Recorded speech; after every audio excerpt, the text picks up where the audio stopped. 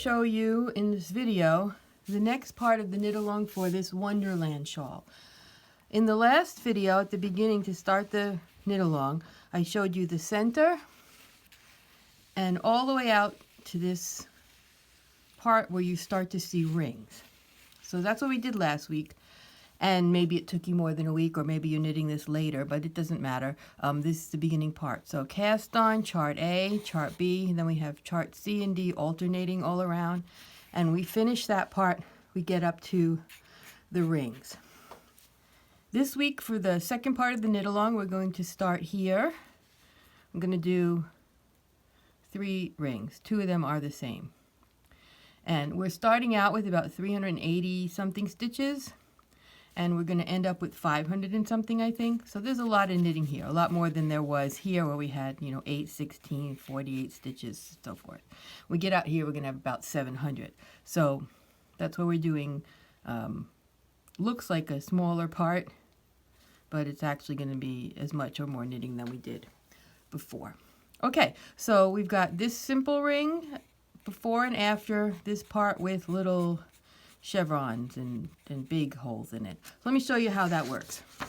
Okay, so closer up here, you can see this is chart C and D that we just finished, and now we're going to be working on this part, then this and this. Okay, so here you can see this is a kind of feather and fan stitch. It may be a little different than what you're used to.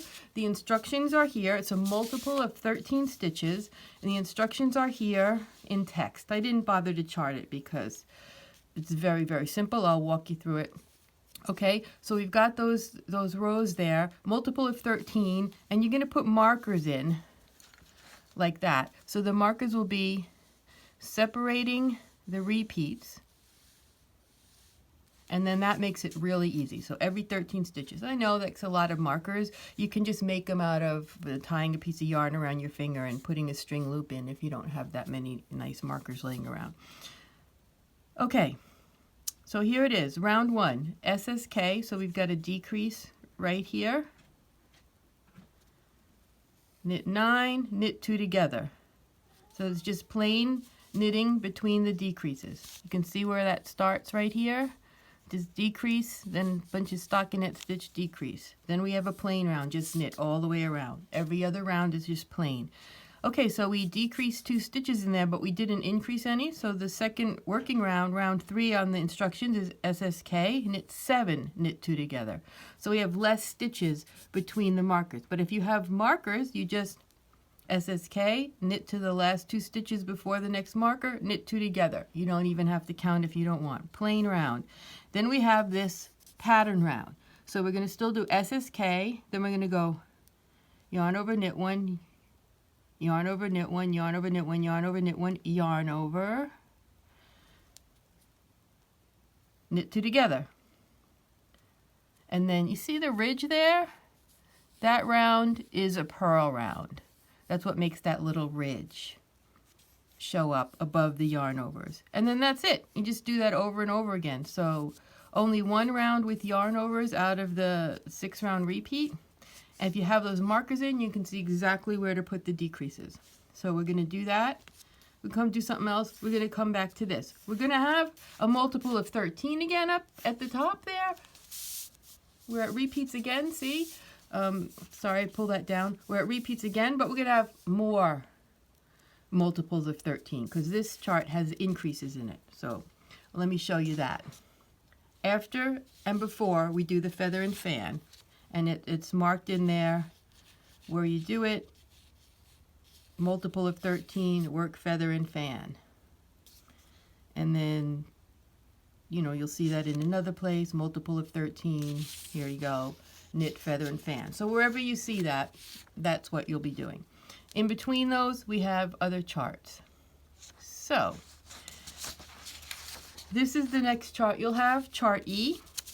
And it's going to be a pattern that looks like that.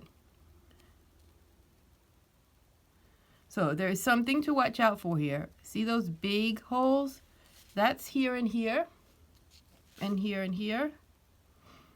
And then chart F is basically the same thing. This first part here is chart E, then up here is chart F. Because we have more stitches. Okay, see how we increased a couple of times there? Then basically it's almost the same thing, but there's more stitches on the sides and we increase a couple more times. At the beginning and end of each repeat is a yarn over. So when you come on the plain row, you're going to find 2 yarn overs next to each other. So you're going to knit into one and purl into one. Because you can't knit twice into a big yarn over. It's impossible. You can try it if you want to see it, if you're not sure that you believe me. But you knit purl when you come to those 2 yarn overs together. And what that gives you is a big hole instead of these small yarn over holes. And that's what makes that part of the pattern. And then these columns are where these are stacked up like that. Okay? And otherwise it's pretty simple. It's just plain decreases, knit 2 together, SSK, and yarn overs. What makes this a little different than a traditional pie shawl, even though it has rings, is in a traditional pie shawl you would do a bunch of increases right here, then have no increases till you get up there, then a bunch of increases. But we're not doing that. We're increasing every 6 rows on here, 6 rounds, a couple of stitches per repeat. So that's not traditional pie shawl, even though it's forming rings like you would in a traditional pie shawl. Okay, so we're going to do feather and fan, chart E, chart F, feather and fan.